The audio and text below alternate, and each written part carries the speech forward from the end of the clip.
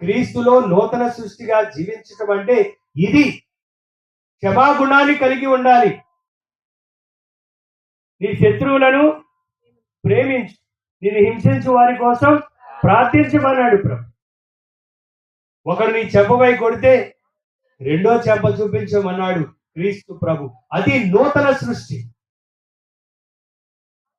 ఈ ప్రపంచంలో ఏ దేవుడు చెప్పలేదు, ఈ ప్రపంచంలో ఏ మతము చెప్పదు శత్రువులను ప్రేమించమని, హింసించే వారి కోసం ప్రార్థించమని ఏ మతంలో లేదు. క్రైస్తవులు మాత్రమే, ఇది క్రీస్తు ప్రభు మాత్రమే ఆయన చేయగలిగాడు.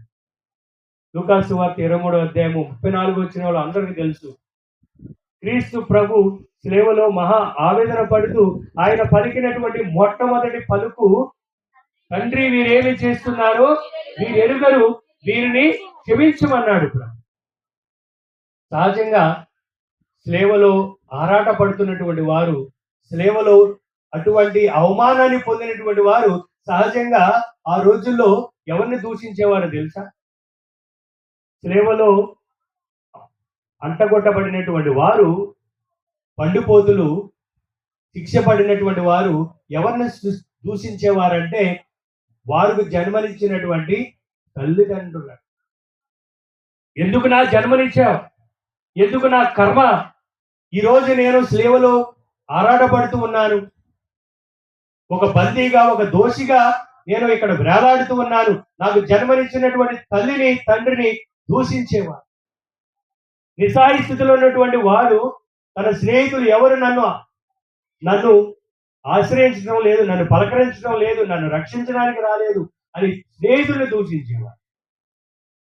కానీ ప్రియమైనటువంటి సహోదరి సహోదరులారా, దైవ కుమారుడు యేసయ్య లోకమంతా ఎంతో ప్రేమించి, లోకాన్ని దేవుడు ఎంతో ప్రేమించి తన ఏకైక కుమారుణ్ణి ఈ లోకానికి ప్రసాదిస్తే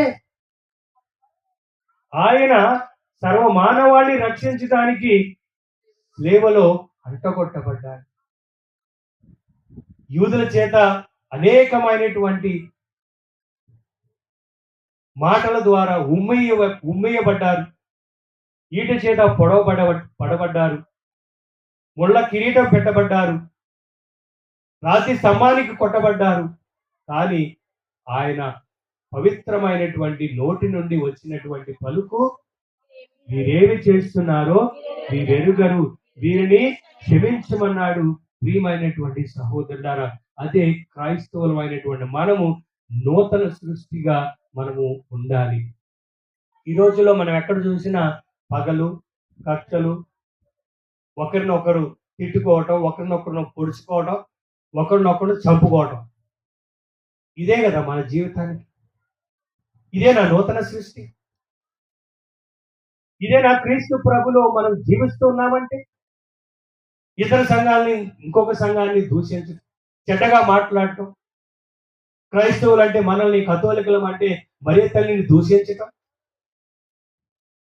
దేవుని యొక్క తల్లిని గౌరవించడం తప్ప, అది తప్పు కాదనేటువంటి తెలిసిన ఆమెను ఎన్ని రకాలుగా మాట్లాడతారు ఇతర సంఘస్థులు. అదేనా నూతన సృష్టి? అదేనా క్రీస్తు ప్రభుని వెంబడించినటువంటి వారు ఇతర సంఘస్థులను దూషించటం, అవమానంగా మాట్లాడటం? ఇదేనా నూతన సృష్టి? ఇదేనా క్రీస్తు ప్రభులో మనం జీవిస్తూ ఉన్నాం? ఈ విధంగానైనా మన క్రైస్తవులు అయినటువంటి మనము క్రీస్తు ప్రభులో జ్ఞాన స్నానం తీసుకుని ఇతరులు దూషిస్తున్నాం. ఇదేనా నూతన సృష్టి? ప్రియమైనటువంటి సహోదరులారా, ఆలోచించు. నూతన సృష్టి అంటే క్రీస్తులాగా జీవించాలి, క్రీస్తులాగా మనం అడుగులు వేయాలి, క్రీస్తులాగా ప్రేమించాలి, క్రీస్తులాగా క్షమించాలి, క్రీస్తులాగా మాట్లాడాలి. క్రీస్తు జీవితమే మనం అన్వయించుకోవాలి. అందుకనే పునీత పౌలుడు చెప్తూ ఉన్నాడు, నేను కాదు జీవించేది, నా యందు క్రీస్తే జీవిస్తూ ఉన్నాడు. చూడండి, పునీత పౌలుడు ఆయన కూడా క్రీస్తు ప్రభుని నమ్మనప్పుడు, క్రీస్తు ప్రభుని కనుగొనప్పుడు ఒక క్రూర గురువుడిగా మొట్టమొదటి కథోలిక సంఘాన్ని, మొట్టమొదటి క్రైస్తవుల్ని హతమార్చడానికి డమస్కస్కు వెళ్తూ తెలిసినటువంటి సంఘటనే మనకందరం. ఎప్పుడైతే క్రీస్తు ప్రభు యొక్క నూతన సృష్టిలో జన్మించాడు, సౌలు పౌలుగా మారి అనేకమైనటువంటి దేశాలకు వెళ్ళి, నేను కాదు జీవించేది, నా యందు క్రీస్తే జీవిస్తున్నాడని ఎన్ని సంఘాలను, ఎన్నో దేవునికి సాక్షిగా జీవించాడు. అది నూతన సృష్టి. ప్రియమైనటువంటి సహోదరుల, మరి అటువంటి నూతన సృష్టిలో జీవించడానికి నేను సిద్ధంగా ఉన్నాను. యోహాను సువార్త 10వ అధ్యాయము 10వ వచనంలో యేసుని అనుసరించడమే దొంగవాడు దొంగిలించుటకు, హత్య చేయుటకు, నాశనము చేయుటకు మాత్రమే వచ్చు. చూడండి, సైతాను ప్రలోభాలకు, సైతాను యొక్క శోధనలు, దేవుని నమ్మనటువంటి వాడు ఒక దొంగవాడిగా నాశనం చేయటానికి ఆలోచన కూడా అలాగే ఉంటుంది. ప్రతి ఒక్క అడుగు సైతాను యొక్క ఆలోచనే. సైతానులో మ్రొగ్గేటువంటి వారు, సైతాను యొక్క శోధనలో ఉండేటువంటి వారు, సైతాను జీవితంలో ఉండేటువంటి వారు ఆ విధంగానే అడుగు వేస్తారు. కానీ క్రీస్తు ప్రభులో జీవించేటువంటి వారు, ఆయన నేను జీవమునిచ్చుటకు, దానిని సమృద్ధిగా ఇచ్చుటకు వచ్చి ఉన్నాను అని ప్రభు చెప్తున్నాడు. మరి దాన్ని సమృద్ధిగా పొందినటువంటి వారు, ప్రియమైనటువంటి సహోదరులారా, క్రీస్తుకి సాక్షులుగా ఉన్నారు. సామెతల గ్రంథము 12వ అధ్యాయము 28వ వచనములో, సామెతల గ్రంథము 12వ అధ్యాయము 28వ వచనం, ధర్మపదము జీవమునకు చేర్చును, దుష్ట పదము మృత్యుకి కొనిపోవు. సామెతల గ్రంథం 14వ అధ్యాయము 26వ వచనంలో, దేవుని పట్ల భయభక్తులు కలవారిని చీకు చింత లేదు, అతని సంతతి కూడా ప్రభువే రక్షించును. Praise the lord, praise the lord. ప్రియమైనటువంటి సహోదరి సహోదరుల, ఈరోజు నేను చదివినటువంటి ఈ యొక్క సువిశేషముని కొన్ని నిమిషాలు ధ్యానించుకొని, ఈ యొక్క సైతాను చేత శోధింపబడినటువంటి, దయ్యం పట్టినటువంటి వాడు ఏ విధంగా నూతన జీవాన్ని పొందాడో మనం ఒక్కసారి కొన్ని నిమిషాలు ధ్యానించుకుందాం. నూతన జీవం కల సోదరులు జీవితంలో, ప్రియమైనటువంటి సహోదరులారా, మొట్టమొదటిగా సైతాను దళముతో బంధింపబడినటువంటి పరిస్థితిని ఒకసారి చూసినట్లయితే, మొట్టమొదటిగా తన యొక్క జీవితం ఏ విధంగా ఉందంటే, దయ్యం పట్టి ఉంది. దయ్యం పట్టినటువంటి వాడు దయ్యం పట్టినట్టుగా ఉంది. రెండవది, దయ్యం పట్టినటువంటి వాడు ఎక్కడ నివసిస్తూ ఉన్నాడు? సమాధిలో తిరుగాడుచున్నాడు. చూడండి, సైతాను యొక్క శోధనలు, సైతాను యొక్క ఆలోచనలు, సైతాను యొక్క ప్రలోభాలు జీవించేటువంటి వారు ఎక్కడ జీవిస్తారంటే సమాధుల్లో తిరుగాడుతారు. మూడవది, ఇనుప గొలుసులతో కాళ్ళు చేతులు బంధింపబడి ఎవరికి సాధ్యం కాకుండా ఉన్నాడు. నాలుగవది, రేయింబవళ్ళు పిచ్చివాడిగా సమాధుల లోయల్లో ఒంటరిగా బ్రతుకుతూ ఉన్నాడు. నూతన సృష్టి కాదు. సైతానులో ఉన్నటువంటి వాడు చేసేటువంటి పనులు ఇవి. చివరిగా తనను తాను గాయపరుస్తూ ఉన్నాడు.